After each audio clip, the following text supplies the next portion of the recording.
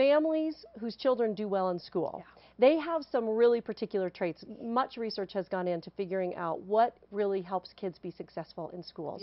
And those families who have successful students in schools, and I'm not talking about kids who get straight A's.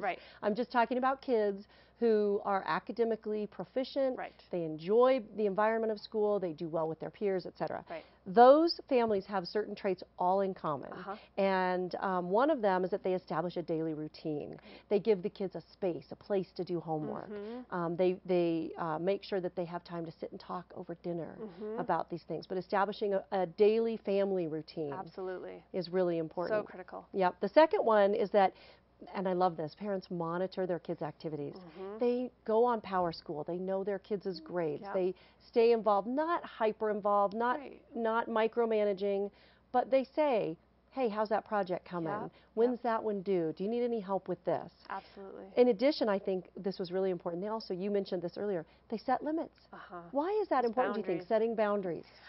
You know, as a parent myself and after working at the Buddy program for all these years, boundaries are so critical to teaching kids that there are rules in life and that those rules have to be followed. I mean, that is such a life skill that I think so many of us take for granted, but it's critical. Well, we live in a society that has some rules. Yes, exactly. Don't you think also that it sends a message that somebody cares about them? Yes, and that you can't just go out and do whatever you want whenever you want, but there are confines in which to work because I care about you as your parent or as your mentor, that I want to make sure that you're safe and that you are within the boundaries that are safe for you. And it's true that the opposite can often be true for kids too, that if someone doesn't care enough to set boundaries, they feel like people don't care about them. So this is great. So I'm going to fly through a couple of these. The third one is that parents model the value of learning and hard work.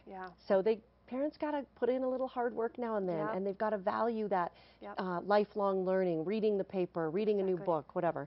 The fourth one is expressing high but realistic expectations.